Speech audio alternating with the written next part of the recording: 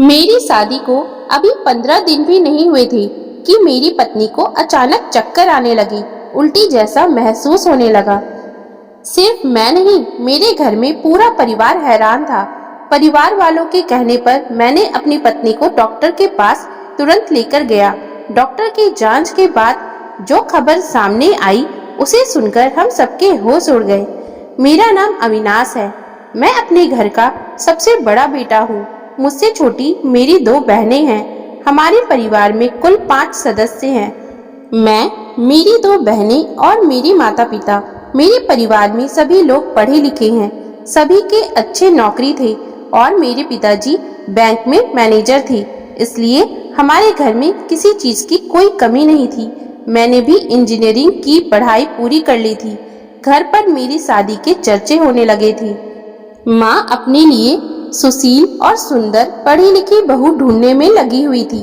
मैंने माँ से कहा कि पहले बहन की शादी हो जाने दीजिए, लेकिन माँ को तो मेरी शादी की बहुत जल्दी थी। तभी मेरे लिए एक रिश्ता आया। लड़की का नाम अनामिका था। वह पढ़ी लिखी सुंदर थी। माँ को वह एक बार में ही जच गई। थोड़ी सी बातचीत के बाद मेरी शादी की तारीख पक्की हो गई थी। क्योंकि मेरी नौकरी इसी शहर में थी जहाँ हम रहते थे, इसलिए मुझे अपनी शादी के लिए छुट्टियां भी नहीं लेनी पड़ी। मैं अनामिका से फोन पर बात करने लगा था। धीरे धीरे हम दोनों एक दूसरे से अच्छी तरह परिचित हो गए थे। एक दिन अनामिका ने मुझे मिलने के लिए एक रेस्टोरेंट पर बुलाया, लेकिन मैं जा नहीं सका क्योंकि उस दिन ऑफिस में काम बहुत था। इसलिए मैंने अनामिका को सॉरी बोल दिया। आखिरकार मेरी शादी का दिन भी आ गया। मेरी शादी खूब धूमधाम से हो गई। सारे रिश्तेदार भी शादी के कुछ दिन बाद अपने अपने घर चले गए। अब सिर्फ परिवार के सदस्य ही बचे थे। मैं भी अपनी ड्यूटी पर वापस जाने लगा और पिताजी बैंक जाने लगे थे। एक दिन मैं अपने ऑफिस में बैठा फाइलें चेक कर रहा था कि तभी मेरी छोटी बहन का फोन आया। उसने मुझसे कहा कि भैया घर जल्दी आ जाइए, भाभी को चक्कर आ गया है और वह आंगन में गिर गई है। मैं घबरा गया। तुरंत ऑफिस से निकलकर घर पहुंचा, लेकिन तब तक अनामिका की तबीयत ठीक हो गई थी और वह अपने कमरे में जाकर लेट गई थी। अब अक्सर ही अनामिका को चक्कर आने लगे थे और उसका जी भी घबराने लगा था। कभी कभी वह उल्टी भी कर देती थी। मेरी शादी को अभी 15 दिन ही हुए थे और अनामिका की ये हालत देखकर मुझे कुछ समझ में नहीं आ रहा था। आखिरकार मैंने अनामिका को परिवार वालों के कहने पर डॉक्टर के पास ले जाने का निर्णय लिया और एक दिन मैं उसे लेडीज डॉक्टर के पास ले गया। डॉक्टर ने उसके सारे चेकअप किए और फिर जो खबर डॉक्टर ने मुझे दी उसे सुनकर मेरी जिंदगी छिन्न भिन्न हो गई। जो डॉक्टर ने मुझे बताया वह मेरी जिंदगी की सबसे उलझी हुई सच्चाई थी। मैं पिता बनने वाला था। जहां इस खबर पर मुझे प्रसन्न होना चाहिए, वहीं मैं गहरे संशय और बेचैनी से घिर गया था, क्योंकि मैं और अनामिका पूरी तरह से सावधान थे। फिर ऐसा कैसे हो सकता है? अनामिका को अभी इस बारे में कुछ भी पता नहीं था। उसे घर लाकर मैंने उसकी आंखों में देखा और बस एक सवाल किया, सच सच बताओ, क्या इस बच्चे का पिता मैं हूँ? उसने मेरी ओर देखा। वह खामोश रही। उसकी खामोशी ही मेरे प्रश्न की उत्तर बन गई। मैंने उसके सिर पर हाथ फेरा और धीरे से कहा, डरो मत, मैं तुम्हें छोड़ूंगा नहीं, पर एक पुरुष होकर उस इंसान को अवश्य धिक्कारूंगा जिसने मेरे सपने को चुराया। उसकी आंखों से अश्रुधारा बह निकली। वह मेरे कंधे से लगकर बिलखने लगी। उसकी सिसकियों ने मेरे दिल को चीर डाला। फिर भी मैंने उसे दोष नहीं दिया। मैंने उसे माफ किया क्योंकि मैं उससे बेइंतहा प्यार करता हूँ। परिवार के लोगों को जब ये पता चला तो घर में तहलका मच गया। माता पिता अनामिका से तलाक लेने की जिद करने लगे, लेकिन मैंने उसका साथ नहीं छोड़ा। मैं बिना अपनी पत्नी का पूरा सच जाने उसका साथ कैसे छोड़ सकता था? मैंने अपनी पत्नी का साथ नहीं छोड़ा। इस कारण परिवार ने मेरा साथ छोड़ दिया, क्योंकि मम्मी पापा को डर था कि समाज वालों को पता चलेगा तो मेरी बहनों की शादी में अड़चन आ जाएगी। मैंने ऑफिस से अपना ट्रांसफर करवा लिया और अनामिका को लेकर दूसरे शहर में चला गया। अनामिका अब गुमसुम हो गई थी। एकदम चुप, आंखों के नीचे गहरे काले धब्बे, ना भूख ना नींद। मुझे यही लग रहा था कि शायद शादी के पहले ये किसी से प्यार करती होगी और किसी ने इसके साथ गलत करके इसको धोखा दे दिया।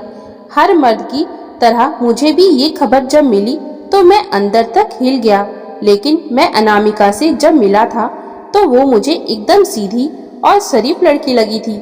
मुझे बिल्कुल भी समझ नहीं आ रहा था कि मैं अब इस हालात में क्या करूं। मैंने उसके साथ 7 फेरे लिए थे, साथ निभाने की कसम खाई थी। मैं उस तरह का लड़का नहीं हूँ कि किसी का एक बार साथ पकड़ के वादा करके उसे छोड़ दूं।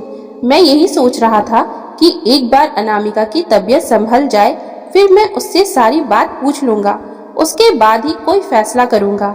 मैं अपने काम पर जाता था, लेकिन मेरा ध्यान अनामिका के ऊपर ही रहता कि आखिर उसने ऐसा क्यों किया या उसके साथ किसने ऐसा किया होगा।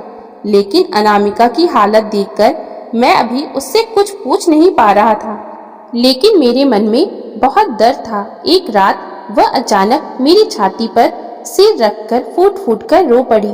उसने कहा, मैं आपसे झूठ बोलना नहीं चाहती थी, लेकिन मेरे घर वालों ने आपको सच नहीं बताने दिया। मैं निर्दोष हूँ।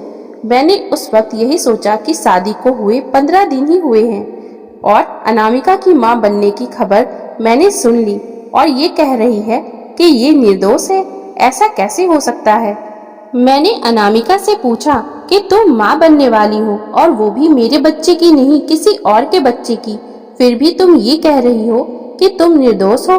फिर उसने कहा कि एक बार मेरी बात आप आराम से सुन लीजिए, फिर आपका जो भी फैसला होगा मुझे मंजूर होगा। उसने बताया कि आप याद कीजिए, मैंने आपको एक दिन रेस्टोरेंट में मिलने के लिए भी बुलाया था कि मैं आपको सच्चाई बता सकूं, लेकिन काम की व्यस्तता के कारण उस दिन आप वहां नहीं आए। मैंने ऐसा कुछ नहीं किया जिससे आपके दिल को ठेस लगे। मैं आपको सारा सच बताती हूँ। मेरी एक सहेली की शादी थी जिसे मैं बचपन से जानती थी। उसके साथ मैं बाहर भी जाती थी, जैसे मार्केट वगैरह। कुछ सालों के बाद उसकी शादी तय हो गई। शादी कहीं बाहर थी, जिस शहर में हम रहते थे वहां पर ना होकर बाहर हो रही थी। मेरी सहेली के जिद करने पर मैं अपने माता पिता से सहेली की शादी में जाने की जिद करने लगी, लेकिन मुझे मेरी सहेली की शादी में जाने की इजाजत नहीं मिली। मैं बहुत उदास हो गई क्योंकि मेरी कोई ज्यादा दोस्त नहीं थी। वहां पर मेरी 1-2 ही सहेली थी, क्योंकि मैं कहीं फालतू जाती आती भी नहीं थी। इसलिए मेरी सहेली की समझाने पर मेरे माता पिता ने मुझे मेरी सहेली की शादी में जाने की इजाजत दे दी। मैं अपने माता पिता की इजाजत लेकर सहेली की शादी में चली गई और रात भर वहां रुकी। मेरी सहेली के दूर के रिश्तेदारों के कुछ लड़के और दोस्त आए हुए थे। उन्होंने रात में मुझे शरबत पीने को दिया। जैसे ही मैंने वह शरबत पिया, मेरा सर घूमने लगा। उसके बाद मुझे कुछ याद नहीं रहा कि मेरे साथ क्या हुआ। सुबह जब मेरी आंख खुली तो मैं एक कमरे में अस्त व्यस्त पड़ी थी। जब मैं नशे से उठी उस समय तक बहुत लोग निकल चुके थे, यहाँ तक कि मेरी सहेली की भी विदाई हो चुकी थी और मुझे कोई होश ही नहीं था। मैंने तुरंत अपने कपड़े ठीक किए और अपने घर आ गई। घर पर आकर माँ को सब कुछ बता दिया। माँ अपना माथा पीटकर रह गई और उन्होंने कहा कि अगर ये बात किसी को बताई तो समाज में हमारी कितनी बदनामी हो जाएगी और हमारी बेटी की शादी नहीं होगी। इसलिए उन्होंने ये बात आप लोगों को नहीं बताई।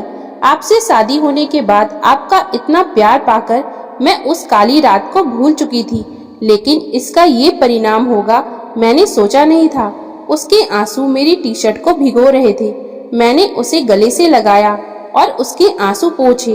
उसका अपराध बोध उसे अंदर ही अंदर खाए जा रहा था। मैंने उसे समझा दिया और मैं अब उसके अजन्मे बच्चे के साथ एक नया सपना बुनने लगा था। समाज की नजर में ये बच्चा मेरा था। शादी को 8 महीने हुए थे। एक दिन अनामिका के पेट में जोरों से दर्द हुआ और मैं उसे तुरंत अस्पताल लेकर गया। अनामिका की हालत को देखते हुए डॉक्टर ने मुझसे एक फॉर्म पर हस्ताक्षर करवाए, क्योंकि अनामिका की हालत गंभीर थी। जच्चा और बच्चा में से किसी एक को ही बचाया जा सकता था। मैं डॉक्टर से कहा कि मेरी पत्नी को बचा ले। और डॉक्टर ने वैसा ही किया।